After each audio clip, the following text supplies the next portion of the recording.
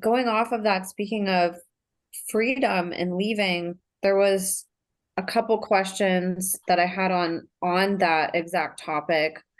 If an assassin leaves the system, are they more targeted by the cult or less because they are more skilled in killing, being dangerous than the enemy who's trying to enslave them? I'd say yes, both. I mean, you got people who know what you are, and then you got people who don't. And that's how you manipulate people to go after other people. Like I was saying, that briefing that you're gonna get on your target, that's you're gonna beguile somebody else to go after a hardened target. And they might just say that they're not a hardened target so that they'll try. But if you tell somebody all their lists of everything that they've done, like you don't share the classified materials with their target. You don't want them to necessarily know that. The only times they sent direct that I know of, the only times that they sent direct people to try to kill my wife and I, like after I started coming out with this stuff, they sent people that were trained and agents of people who knew exactly how to kill people and were proficient at it. They sent teams of them. They didn't send a guy. There was another time they sent a guy with a couple support team in the parking lot. Every time that happened, I never had to physically fight back in order to do that. And that's because I literally believe there is a hedge of protection around me that comes from my creator, that doesn't come from my sword. Like it doesn't come from my mouth. They don't fear me. At the end of the day, like you're just a dude.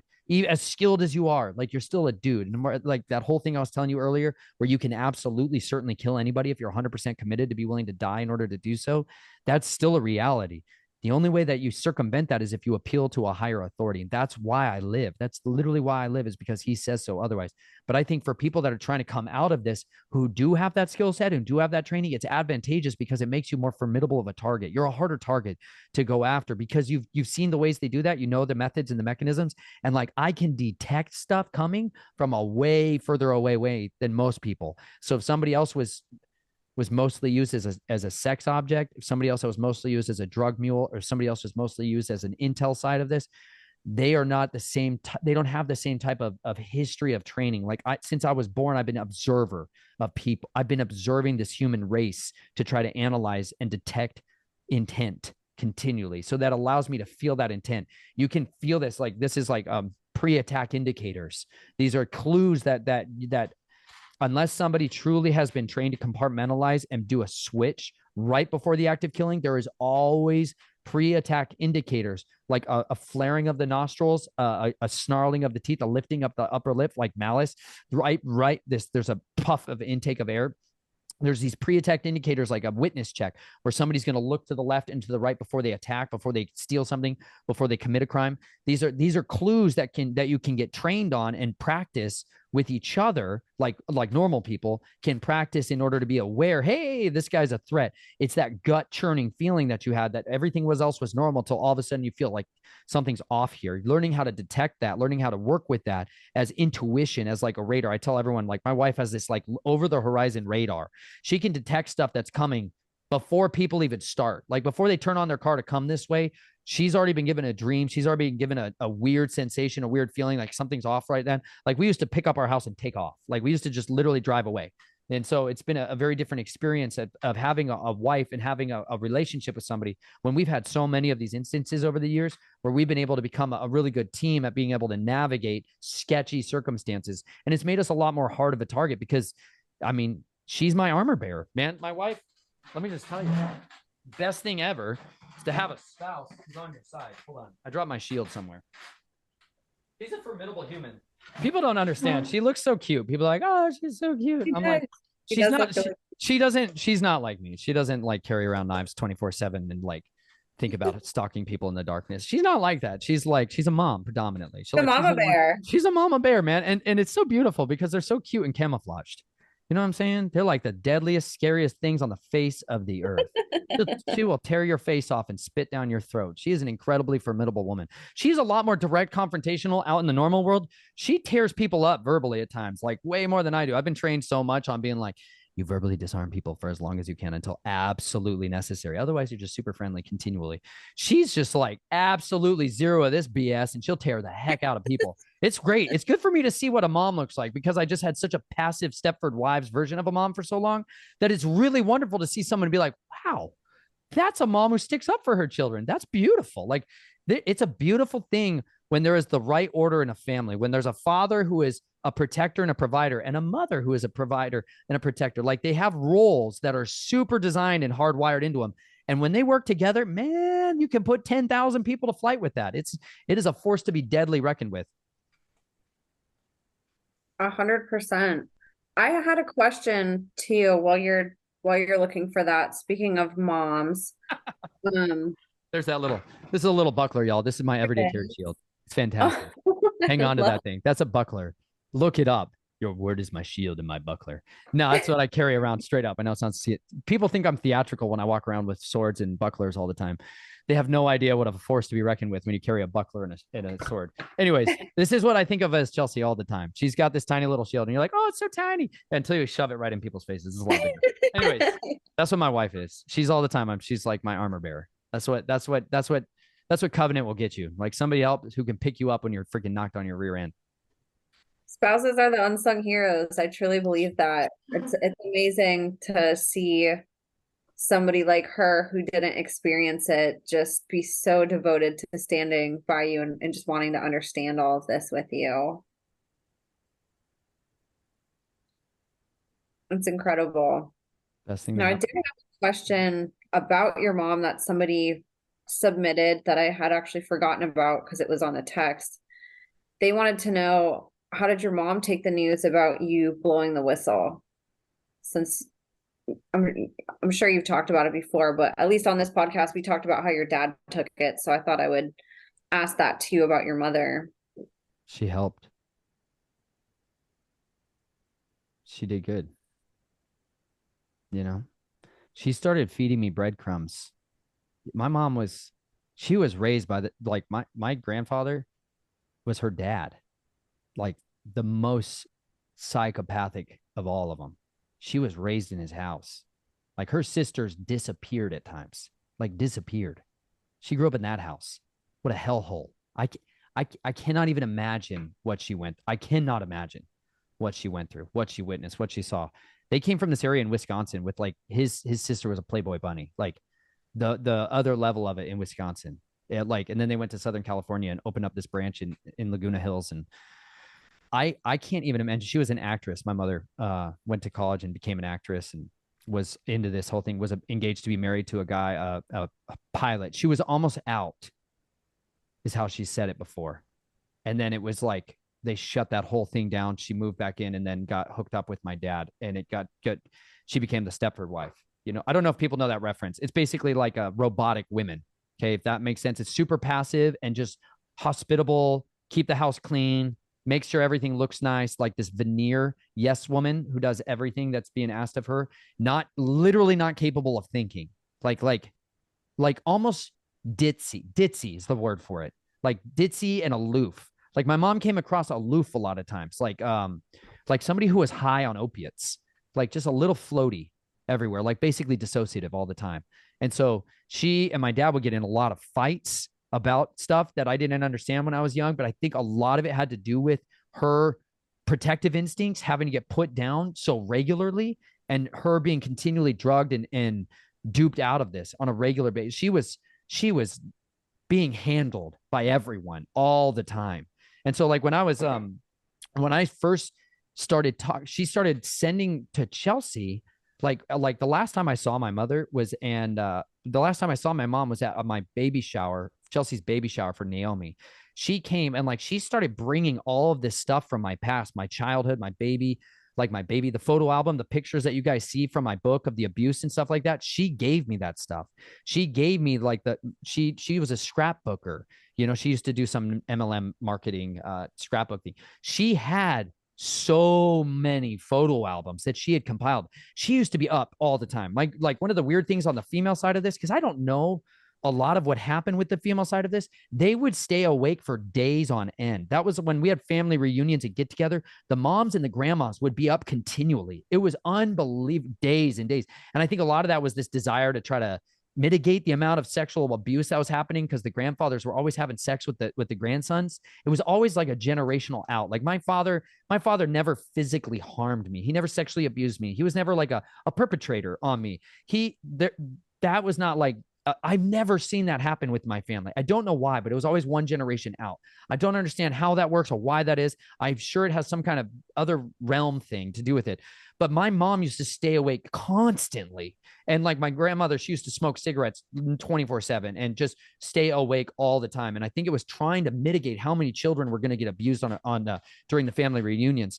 But when I was with Chelsea, she saw this stability, and she saw my dad was trying to recruit me back into the assassination projects, and he took me back down to Lake Havasu when I was in my 20s, and he was trying to get me caught back up in there. The last time I went down there with my grandfather and all these people, a firearm blew up. The first time I shot this gun, it blew up in my hand and completely destroyed my saddle joint on my right thumb. It was as a double-barreled 45 that was like a concealed carry pistol, and it blew my thumb apart, literally. And I was about to go into the mercenary world, and finally thought I was going to be out, and it blew my hand apart. And anyways, I think my mom knew that they were going to suck me back into that in a horrible way. She started sending me all of this stuff from my childhood, little like keepsake, cherish moments, stuff I hadn't seen since I was a child. Christmas ornaments that had the names of the doctors who were in charge of my birth or surgeries, plastic surgeries. Like, she was feeding me all this information, and it was helping me to put together this tapestry of what happened to me, including like my birth certificate and forgeries and all these other pieces that were like, well, she was the one introducing a lot of that to me. And I think there was a side of her that just wanted me always to get free. She always, fundamentally, my mother had this belief that I would be used by God for mighty things. That's what she always said. Nathan, you were born to be used by God to do mighty things. That is what you were made to do. And someday you're going to do that. She believed that. And the core of her convictions, she's a Christian, godly woman that had that belief for me. She believed that for me, and she wanted that to be fulfilled. And my family was turning me into this very different version. And she started feeding me all this stuff. And that's where a lot of that evidence I got came from. But then when I went to talk to her about it in their, they have a business, they're in the hospitality industry and have a bed and breakfast. And I went to visit my mom down there just by herself. She was the first person I talked to about the abuse. And I started asking her about the Knights of Columbus. My grandfather's a Fourth Order Knights of Columbus down in Lake Havasu. I started asking her about that. And she was kind of stuttering, doing like that tremor thing where they're twitching and stuff, and being like, it's just a good old boys club. They were talking about this pancake breakfast that they were doing for all these little boys to come over to their house. And she was like, it's a good old boys club. They're just a good old boys club. And I was talking about the systemic abuse that my grandfather was doing to me. And she started crying like super hard, hysterically, and was like, I'm so sorry this happened to you, and I need to tell your father. And like, I asked her, I was like, Mom, I want my heraldry. I want my genealogy. My mom was very obsessed with my heraldry and was trying to give me what's called proofed. In order for you to go up in the ranks of some of this, to be able to have access to a much bigger family trust that I should have, she had to get me proofed. And she spent a lot of money when I was 12 and 13 years old getting the actual guys who control the genealogical records to authorize and sign off my heraldry. And so I asked her to give me those documents. She said she would. The next week was when that team of assassins was sent after Chelsea and I to kill us. I think what happened is she told my dad, who told the people, that I was offline completely and I was about to unravel this thing. So I never got my hands on my heraldry. That's why I don't have a real foundation. Like I come from Hamilton's on one side. I've got Reynolds on this side. I've got this like bloodline to the Orsinis, which where it's like real convoluted because I don't actually have those records. Those were the ones I was really trying to get because I knew that would help to establish a lot of these claims. Somebody else had asked on the topic of getting out, if you do, how long do they stalk you? And I don't know if that's a consistent answer, but maybe from your perspective, like what did you notice, and like when did some of that stop? And does it ever stop, or will that somehow keep going on in your life until, the end of time, essentially? Or they die. Or that. That's when Moses got to go back to Egypt. It's like, he's like, everyone who sought your life is dead. I'm always like, can't wait for that phone call. It's morose. I understand. However, to answer your question, I don't know. They were super insanely aggressive very in the beginning, like right away. They're like, kill him instantly. That was like first response. Then it was like, okay, containment became response number 2, was just contain my message. My dad was really adamant. Like he at first was like, I'm sorry this happened to you. Like, it's horrible. I'm sorry grandpa did that. I knew there was some abuse going on. I'm sorry I failed you. Like initially he was like admitting to it, and like he's like, I'm sorry, I'm the dad, I'll fix this, just don't tell your sisters. That was like his big thing. And then once I told my sisters, it was like he was furious and gloves were off because they started coming undone. My sister, when I told her, curled up in the fetal position and rocked back and forth and said, "I'm so sorry, I don't remember, I don't remember, I don't remember, I don't remember, I don't remember," just like totally lost in that loop, and then said, "I need a therapist, I need a counselor." That was the last time I got to like really talk to my authentic sister for a season. You know what I mean? And then the next time when I went to see her, some older man had moved into the house and was taking her children to the pool. And she used to have pictures of their boys' butts on the wall, on their mantle, lined up. Like that used to be the threshold of their house. It was sick. And this other guy had moved into the house and was taking those boys to the swimming pool and was smirking and smiling at me as he told me about it. And my sister was gone. This other woman showed up. The Stepford mom was there, had no memory of the entire conversation, was gone. And so it turned into this like rising escalation of response. My dad was becoming less and less my dad and more the handler, and just screaming and cussing all the time. My dad's a very self-controlled person. He never lets out that side of him, never cursed. And so like when he came undone at that park with my other sister, that was the first time all that wall came down. And that turned into like just trying to defame me, character assassinate me to the people that were in my sphere of influence, and try to make me out to be something crazy and just try to get that testimony to go away.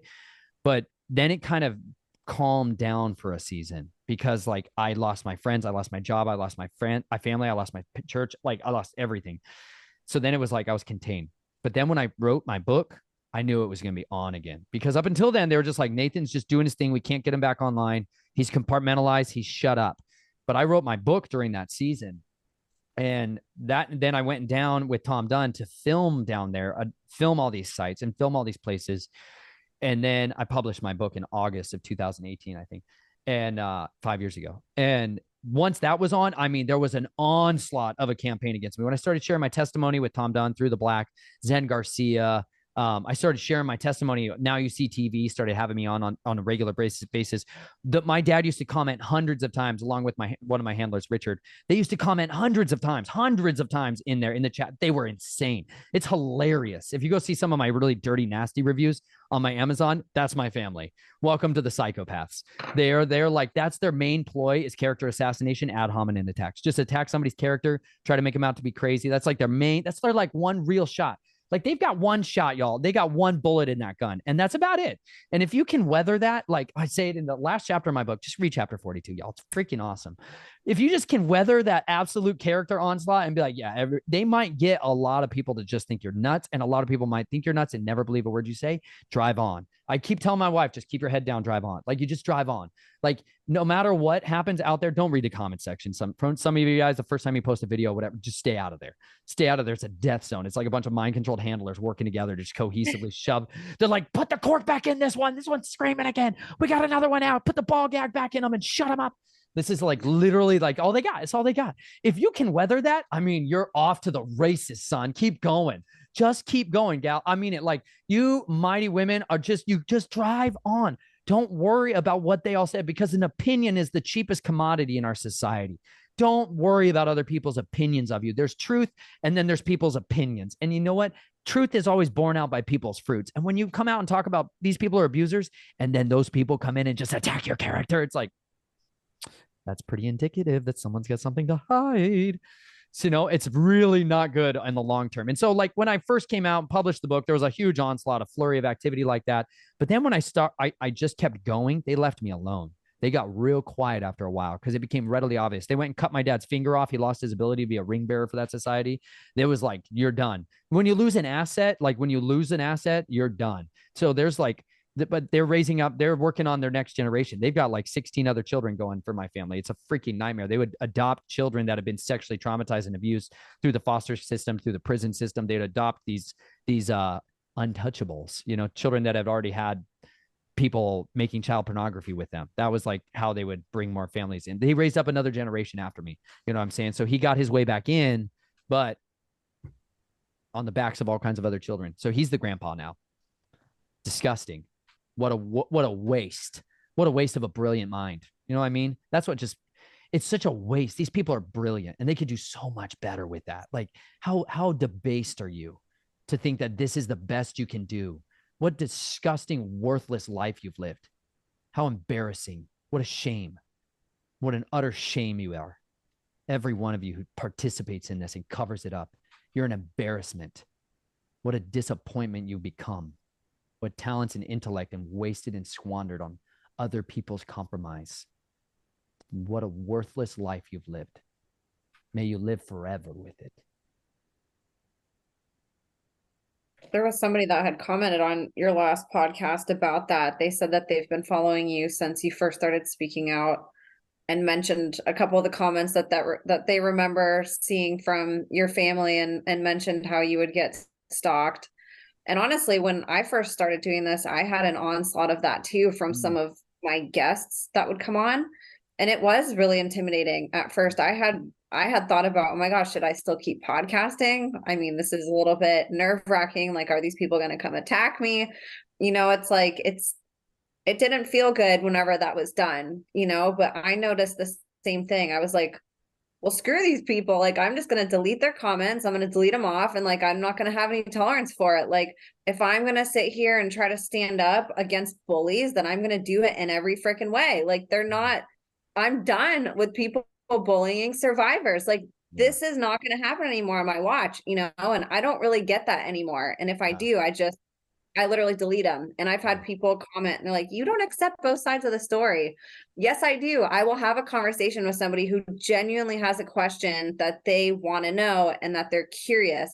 But when you just come and attack me and you're throwing punches, see ya. Like you, Nathan, everybody on my show, and even me just going through this, like, it's a battlefield. You guys don't deserve to go through this anymore. Like, we all have to put our foot down and stand up to these people. Excuse my French, but it's like, enough is enough. If we want to stand up for bullies, we have to put our foot down and stand up to these bullies and say no.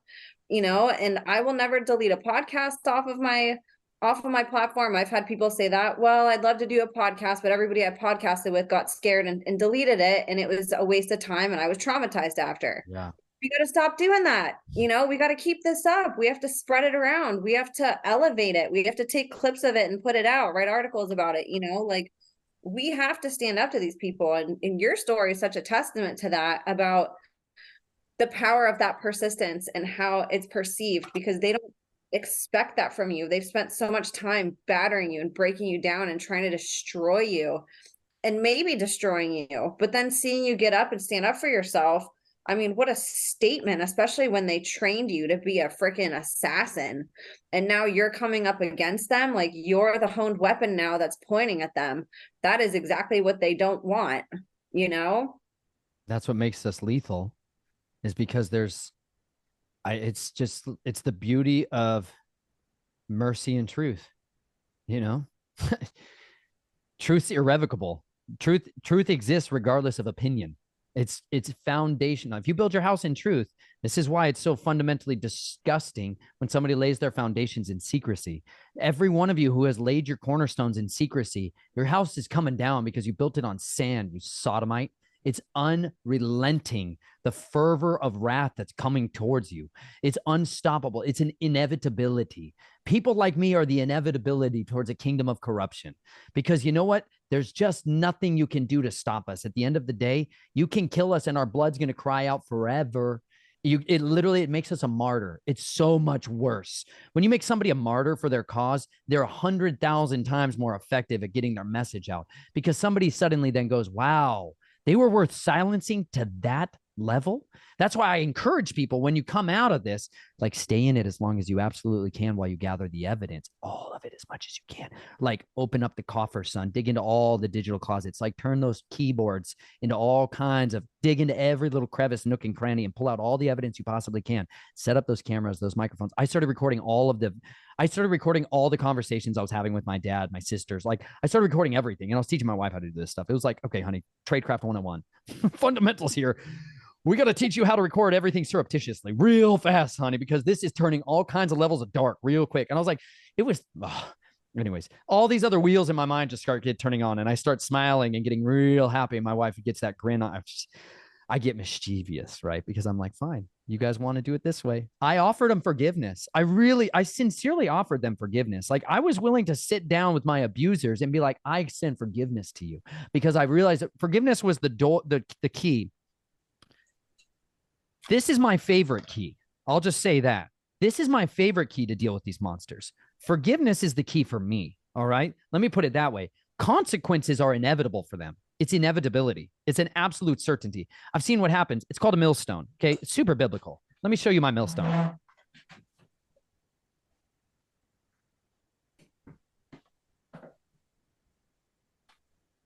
You know, it's going to be good when Nathan Reynolds has a millstone. This is my millstone. This is what I'm going to tie around all your necks. You know why? Because with a single piece of bread, we can set all of the cowards free. I've seen it. If you give somebody a good quality meal and they're satisfied, all wars are fought on the stomachs of their soldiers. This is how I'm waging my war. This is why we have the becoming a Millenite, becoming a Lindenite. Because I found out fundamentally, if you can't feed people, death. If you just keep feeding them death, they're never going to be able to fight. The reason so many people are cowards is because they're literally sick and dying. They're so bound up with despair and hopelessness. They're like, they just can't stop drinking the high fructose corn syrup. Like the reason a lot of you have no fight in you, the reason a lot of you moms are willing to let pedophiles raise your children in this place they call schooling is because you literally are so nutritionally deprived. You can't think straight. You can't think straight because you've been listening to the white robe priest who told you what a proper regimented nutritional breakdown is. People fed me a slice of sourdough spelt, fresh milled, hand milled. This lady who was poor, by the way, people who sheltered my wife and I, the people who took care of us almost exclusively were poor, low class, right? Low class. I'm talking like food stamps, low class. People that had figured out, though, how to tap in to the waste streams of like wholesale discount grocery stores, to the thrift stores, to like the gutters of society where everyone's washing away the excess. They were the gleaners who had figured out how to go forage for like for raspberries and for blackberries and for blueberries. Like they literally were feeding their families out of nature because they didn't have money. People that sheltered my wife and I were like this. The woman who showed us, she literally used to hand mill spelt and she would make this sourdough and she fed it to me one morning. She used to pay me to be her shepherd with goat's milk. That was like our agreement. And she made us dinner every day. That was literally our wages. That's like how we lived there in her property. I took care of her animals and she took care of giving us a place to park, which was in their driveway. Like they changed my life. She had a special needs child and her husband was a mental health worker, like a guy his job was finding homes for the homeless. That's literally what he did. And they had my wife and I and our two children at the time. They had a homeless guy who Will had literally met out on the streets and had ministered to, and they gave him a school bus to live in. And then they had another woman who was living in a travel trailer down the road from on their little property, on a 1 acre property. They had like 12 goats and a bunch of chickens. She was feeding all of us. She was feeding all of us. She had 4 children, one with severe disabilities, one with severe needs, special needs. They also had twins. And it was like the most generous people I ever saw in my life. Most generous people I ever saw do anything for us, literally anything for us, sacrificed and laid down their life for that. And they had like made $900 a month, $1,000 a month. And they introduced to us to the most powerful millstone to tie around the necks of all these psychopaths. Like I realized, like Yeshua literally says, you guys have this soft version of Yeshua where you're like, oh yeah, he's just this guy, this naked guy on the cross dying. It's such a brainwashing. The guy was the strongest man on the face of the earth. And he literally said, it's better for you to have a millstone tied around your neck than for one of you to be a stumbling block to one of these children. Like you think that you have been able to get away with this, but listen, these millstones are coming for you, son. And he gives us the millstones back. This is the Nutrimill Classic. It grinds grain super fast. You load it into the top. It's got a millstone inside there that spins it out. And then you get fresh milled flour. This is kamut, which is like golden glory deliciousness right there. You feed this to people, they become brilliant again. You feed this to people, all those diseases and disorders that have been killing them and plaguing them start to go away. And they get their piss and vinegar back in their life. They actually become men and women again. Like they suddenly are able to detoxify and their brains turn on and they become your strategists, your tacticians. They become the most efficient fighting force on the face of the earth because everybody else is literally feeding their soldiers death. And they're like, we don't know why our effective fighting force is so disabled and so fat and lazy. And you're like, because you suck at feeding humans. You don't know the basic nutrition. Yeshua said, I am the bread that came down from heaven. He who eats of me will never hunger again. He who drinks of me will never thirst again. So we eat living bread and I drink living water. I literally go and fill up at springs and creeks with water bottles like this. Sometimes they're sketchy because there's all kinds of stuff in there. So I use this life straw to drink out of too. But I literally drink living water and I eat living bread and I literally am full of life and fight in me. This is literally what's going around the necks of these psychopaths who will not quit, who think it's okay to go ahead and live a life of compromise and conditioning. But you know what? These mills are turning on all over this country, all over the world, tens of thousands of them. And every time that turns on, it's an act of rebellion against this kingdom of destruction. Because as people start to eat their way back to health, as they start to think critically again for themselves, as they refuse the genetic manipulation campaigns, as they stop consent, as they wage those powerful 4 words and they say, I do not consent. When they do that, suddenly you have another warrior that pops up. And suddenly that little one guy over there you tried to stomp out with your character assassination campaigns, they suddenly got an ally and they're all like, crap, crap. There's more of them and they can't stop us out. And you know why? That's why they're terrified of us. That's why they fight with everything they got, because the man with convictions, a woman with convictions is unstoppable. They cannot be defeated. That's why the power of an idea is such an insidious thing when your kingdom is built on corruption, because all it takes is for somebody to bring in a flood and wash away these houses of hell. Amen to that. That's so powerful. I need to have you on sometime to do an episode just on Let's go to the cures. wool, linens, living bread, living water. It's I'm stuff so telling you, I stopped being in constant pain all the time, you guys, when I started wearing linen and wool. I know it's like I was in perpetual pain and anger. I was enraged all the time, like sweating perpetually. And I was just being constantly electrocuted. Like most of our clothing is literally conductors of electricity, and natural fiber garments detoxify your body. And you're like, you guys have some serious trauma in your bodies and you got to get that out of you. And it helps so much. I sleep in peace. It's like I climb into a shield. It's literally my armor. And you kill vanity because you're going to look all kinds of funky and weird and medieval, but it's great for you. It's good for you. we have to do an episode on that. Chelsea can come on that one too. That would She be would, she would be way more pleasant on that episode. She's dainty and lovely.